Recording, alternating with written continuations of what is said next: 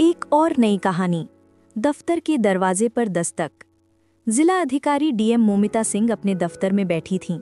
उनकी मेज पर फाइलों का ढेर लगा था, लेकिन उनकी निगाहें फोन की स्क्रीन पर थीं, जिस पर 2 दिन पहले उनके द्वारा वायरल किए गए एक ऑडियो क्लिप का विश्लेषण चल रहा था। ये ऑडियो जिला आपूर्ति अधिकारी डीएसओ रवि प्रताप का था, जिसमें वो एक राशन डीलर से कमीशन की मांग कर रहा था। मोमिता ने अपने पद की गोपनीयता बनाए रखते हुए ये स्टिंग किया था। अगले ही पल दरवाजे पर दस्तक हुई। मोमिता ने सिर उठाया। सामने एसडीएम आलोक वर्मा खड़े थे, एक युवा, जोशीला और ईमानदार अधिकारी। मैम, एक अर्जेंट अपडेट है, आलोक ने थोड़ी घबराहट के साथ कहा।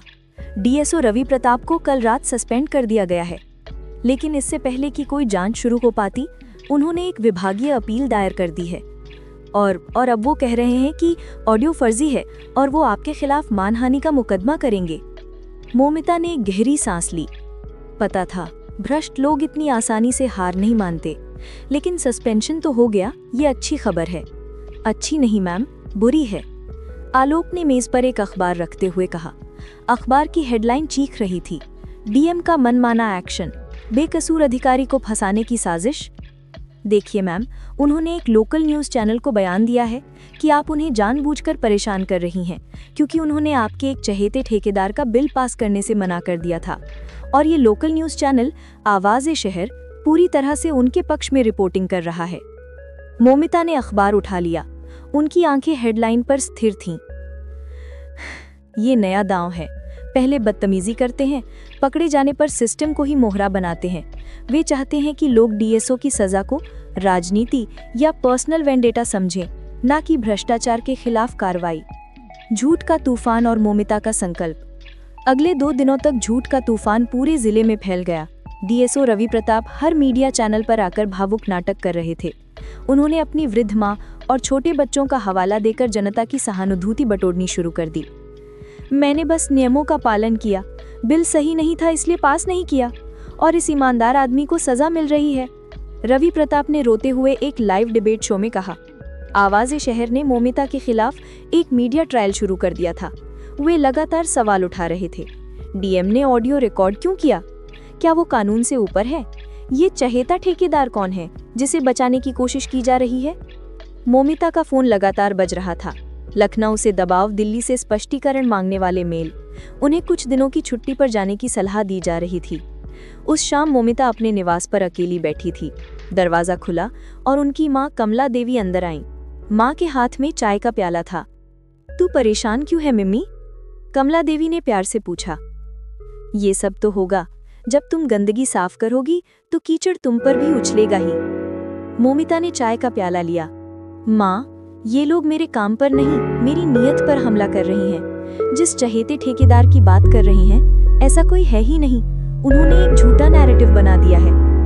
कमला देवी मोमिता के पास बैठ गईं। तुम्हारे पिता, दिवंगत आईएएस अफसर, हमेशा कहते थे, बेटी, सच्चाई बारूद नहीं है जो एक झटके में फट जाए, सच्चाई पत्थर की लकीर है जो धीरे धीरे बनती है। मुझे पता है माँ, लेकिन ये झूठ तेज रफ्तार से भाग रहा है। मुझे इसे रोकना होगा, वरना मेरी सारी मेहनत बेकार हो जाएगी। सच का काउंटर अटैक, एक नया स्टिंग। मोमिता समझ गईं कि एक ऑडियो क्लिप का जवाब सिर्फ सस्पेंशन नहीं हो सकता।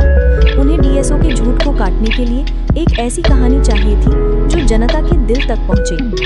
सच का काउंटर अटैक, एक नया स्टिंग। अगली सुबह मोमिता ने अपने भरोसेमंद एसडीएम आलोक को बुलाया। आलोक, चहेती ठेकेदार वाली बात पर ध्यान दो।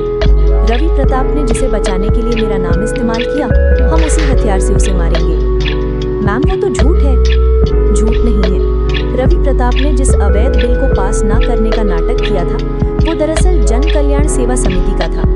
ये समिति वृद्ध असहाय लोगों के लिए सरकारी राशन की होम डिलीवरी करती है। उन्होंने बस इसलिए बिल रोका था क्योंकि समिति ने उन्हें कमीशन नहीं दिया था। मोमिता ने फाइल खोली। हम एक नया स्टिंग करेंगे, लेकिन इस बार शिकार रवि प्रताप नहीं होगा। शाम को मोमिता भेष बदलकर एक गरीब वृद्ध महिला का रूप लेकर भीमराव कॉलोनी की उसी जन कल्याण सेवा समिति के दफ्तर पहुंची, जिसे रवि प्रताप ने परेशान किया था। समिति के मुखिया रमेश पहले तो डीएम को पहचान नहीं पाए, लेकिन जब उन्हें सच्चाई पता चली तो वो डर गए।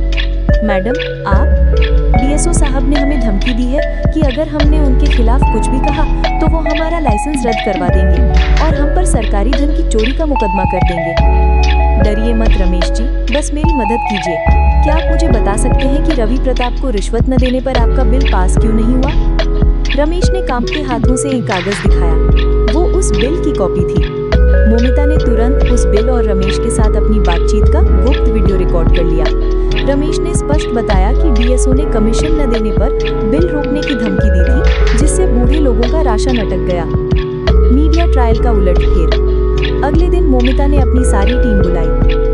हम आवाज़े शहर या किसी बड़े चैनल के पास नहीं जाएंगे, वो एक कहानी बनाते हैं, हम कहानी सीधे जनता को दिखाएंगे। मोमिता ने आलोक के साथ मिलकर एक सोशल मीडिया लाइव इवेंट की योजना बनाई। शाम 7 बजे मोमिता सिंह अपने दफ्तर से सीधी लाइव आईं। वो कोई भाषण नहीं दे रही थी, वो चुपचाप दृढ़ता से स्क्रीन पर रमेश के द्वारा बनाए गए वीडियो को चलाने लगी। वीडियो में रमेश साफ साफ बता रहे थे कि डीएसओ ने कमीशन न देने पर बूढ़े और कमजोर लोगों का राशन रोका। रमेश ने दिखाया कि बिल रोकने से कैसे 100 से अधिक परिवारों को 2 सप्ताह से राशन नहीं मिला है। आखिर में मोमिता का पहला ऑडियो और ये नया वीडियो एक साथ स्क्रीन पर चलते थे। लाइव के अंत में मोमिता ने सिर्फ 2 सवाल किए। एक अधिकारी जो वृद्ध और बेसहारा लोगों का राशन रोकता है, क्या वो ईमानदार है? क्या मेरा यह एक्शन ऐसे व्यक्ति के खिलाफ जो जरूरतमंदों को भूखा रख रहा था, चहेते ठेकेदार को बचाने की साजिश हो सकती है? पूरे जिले में भूचाल आ गया। डीएसओ रवि प्रताप का सहानुभूति वाला मुखौटा उतर चुका था। जनता अब जानती थी कि चहेता ठेकेदार नहीं बल्कि भूखे बुजुर्ग दांव पर थे। सोशल मीडिया पर तुरंत आई सपोर्ट डीएम मोमिता के बजाय डीएसओ को जेल भेजो ट्रेंड करने लगा। आवाज़े शहर की विश्वसनीयता धूल में मिल गई। अगले दिन सुबह मोमिता को राज्य सरकार से एक कॉल आया। डीएसओ रवि प्रताप का सस्पेंशन रद्द नहीं हुआ बल्कि उन्हें गिरफ्तार करने के आदेश जारी कर दिए गए। उन पर सरकारी कार्य में बाधा डालने और आम जनता को परेशान करने के गंभीर आरोप लगे। जब पुलिस रवि प्रताप को ले जा रही थी तो मोमिता अपने दफ्तर की खिड़की से देख रही थी। उनका चेहरा शांत था लेकिन आंखें कह रही थी, ईमानदारी एक हथियार है जो झूठ के सबसे बड़े तूफान को भी रोक सकता है। डीएम मोमिता सिंह ने दिखा दिया कि व्यवस्था में बदलाव लाने के लिए सिर्फ ईमानदारी ही नहीं बल्कि रणनीति और साहस भी चाहिए। उन्होंने सिर्फ एक भ्रष्ट अधिकारी को ही नहीं हटाया बल्कि ये भी सुनिश्चित किया कि सच्चाई की कहानी हमेशा सबसे तेज और सबसे बुलंद आवाज में जनता तक पहुंचे।